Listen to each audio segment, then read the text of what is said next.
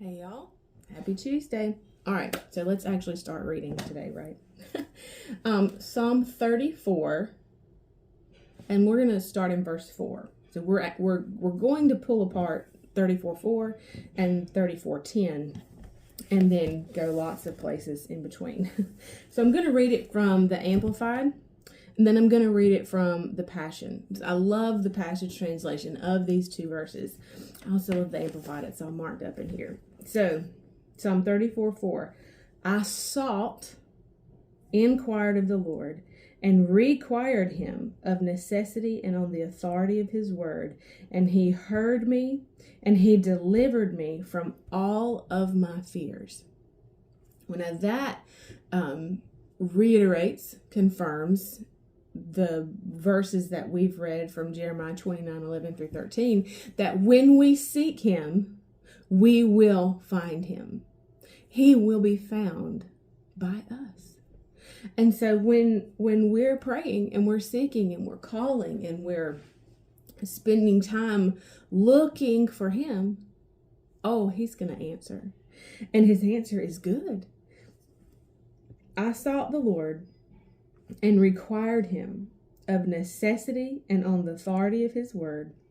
And he heard me, and he delivered me from all of my fears. See, it should encourage us that when the Father hears us, he is moved. He is moved, that he does not, our prayers and our cries for help do not fall on deaf ears. Of those verses that we read from 1 John. And we know that if he hears us, then we have the petitions that we have made. So he heard me and he delivered me. So if we go to Psalm 34:4 in the Passion Translation, it says, listen to my testimony. I love that. Let me tell you what God did to me. Let me tell you what God did for me. This is my testimony, which Revelation tells us that we overcome by the blood of the Lamb, Jesus, right? And the word of our testimony. So, Psalm 34:4 in the Passion says, listen to my testimony. I cried to God in my distress, and he answered me. He freed me from all of my fears. And that's what we should be doing. We should be telling of all the times that God has done whatever that we have petitioned him to do. That when we cried, he heard. And not only did he hear, he answered. He answered. So let's look at some definitions. Let's break this verse down. I sought.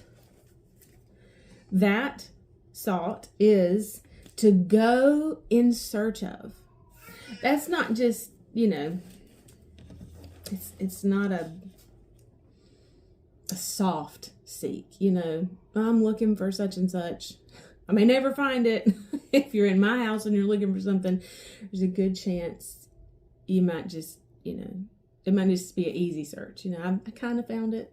But when we are seeking the Lord, this verse, I sought the Lord. I went in search of him. I went in order to find him. The Amplified, of course, says, I sought or inquired the Lord. So inquire means to ask. I am going in search of the Lord to ask him something. That's going with purpose. Again, it's not just namby-pamby, tiptoeing around.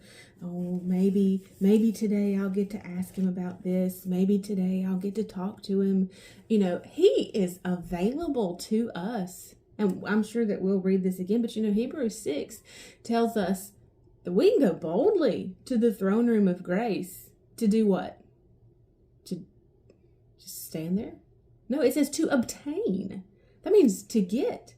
We go boldly in the throne room of grace to obtain the grace and the mercy that we need. Well-timed help coming just when we need it. I'm going to write that one down so that we can actually go back into it later this week and look at it. But we go to obtain.